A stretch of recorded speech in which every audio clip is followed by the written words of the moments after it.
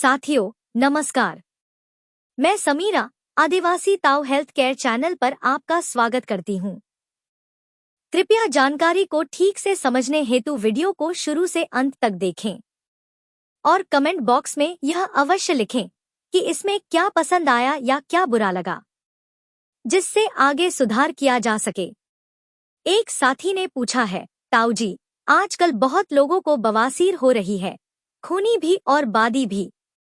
मैं समझना चाहता हूँ कि ये बवासीर आखिर क्यों होती है और इन दोनों में फर्क क्या होता है। आदिवासी ताऊ का कहना है कि बवासीर कोई एक बीमारी नहीं है, बल्कि यह शरीर की भीतरी गड़बड़ियों का ऐसा नतीजा है जो बाहर निकलकर हमें तकलीफ देता है। यह तब होता है जब मलद्वार के अंदर या आसपास की नसों पर लगातार दबाव पड़ता है और वे फूल जाती हैं। धीरे धीरे यह फूली हुई नसें मस्सों का रूप ले लेती हैं, जिन्हें ही आम भाषा में बवासीर कहा जाता है। अब जहां खून आना शुरू हो जाता है वह खूनी बवासीर होती है। इसमें मल त्याग के समय मस्सों से खून टपकता है या धार की तरह आता है।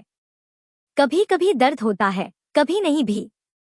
इसकी मुख्य वजह होती है कब्ज, मल को जोर लगाकर निकालना और शौच के समय देर तक बैठना। दूसरी तरफ बादी बवासीर में मस्से तो होते हैं लेकिन खून नहीं आता। इसमें मलद्वार के आसपास भारीपन, जलन, खुजली या दर्द बना रहता है। कई बार मस्से बाहर लटकने भी लगते हैं, जो चलने फिरने में बाधा बनते हैं। इसका मुख्य कारण होता है लंबे समय तक कब्ज रहना, पेट में गैस बनना, जठराग्नि की मंदता यानी पाचन अग्नि का कमजोर होना और पाचन शक्ति का बिगड़ना। लेकिन ताऊ कहते हैं कि इन दोनों के पीछे एक और बहुत गहरा कारण है, तनाव। जब इंसान लगातार चिंता, क्रोध या मानसिक दबाव में रहता है तो शरीर की नसों में रक्त प्रवाह का संतुलन बिगड़ जाता है और नसों की दीवारों पर दबाव बढ़ने लगता है। यही दबाव मलद्वार की नसों को भी कमजोर और सूजनग्रस्त बना देता है, जिससे बवासीर विकसित हो जाती है। बवासीर में खानपान की भूमिका भी बहुत बड़ी है। तले भुने, मसालेदार, देर से पचने वाले भोजन, मांसाहार, शराब और कम पानी पीना, ये सब मल को सख्त और सूखा बना देते हैं, जिससे मलद्वार पर ज्यादा जोर पड़ता है और बवासीर की शुरुआत होती है। शोध बताते हैं कि भारत में करीब 30% से ज्यादा वयस्क किसी न किसी रूप में बवासीर से पीड़ित हैं, लेकिन शर्म के कारण वे इलाज नहीं करवाते। 2020 में पुणे स्थित बीजे मेडिकल कॉलेज द्वारा किए गए एक अध्ययन में पाया गया कि जिन लोगों को लंबे समय तक कब्ज रही, उनमें बवासीर की संभावना 4 गुना अधिक थी।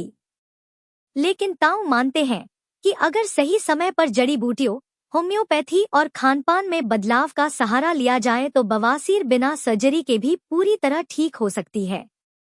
कई आदिवासी जड़ी बूटियां जैसे नागकेशर, कचनार, अर्जुन आदि से बनी औषधियां मलद्वार की नसों को मजबूत करने और सूजन घटाने में बेहद कारगर होती हैं। लेकिन बार बार शौच को रोकना, देर तक बैठे रहना, पानी कम पीना और चिंता में जीना, ये सब आदतें बदलना इलाज की असली शुरुआत है।